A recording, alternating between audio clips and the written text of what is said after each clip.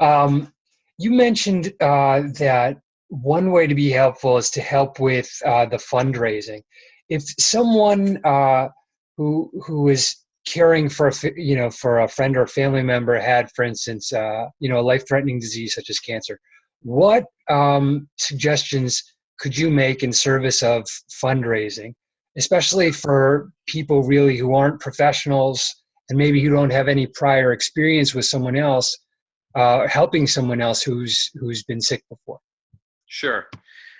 That's a good question. And I guess I did glance right over that. And that was the topic of another presentation I gave.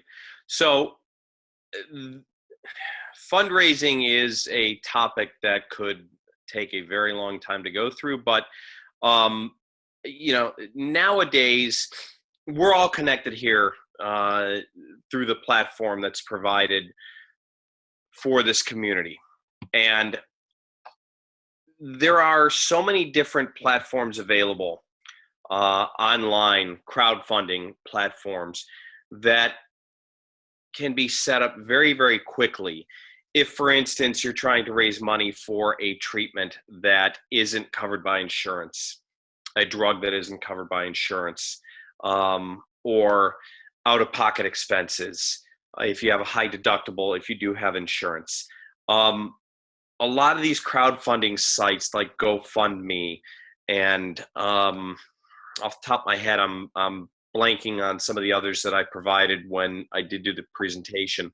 But there are any number of platforms available to create a fundraising site that can be up and operational very quickly.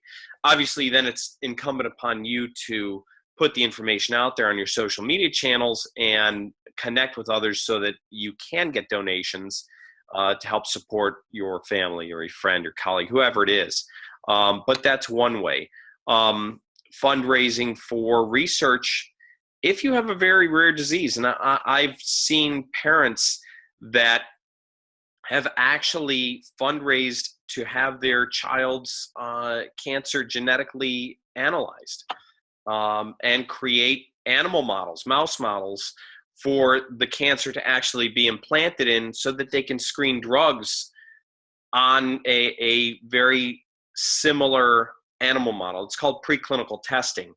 And that can cost anywhere between $2,000 to $6,000 per mouse.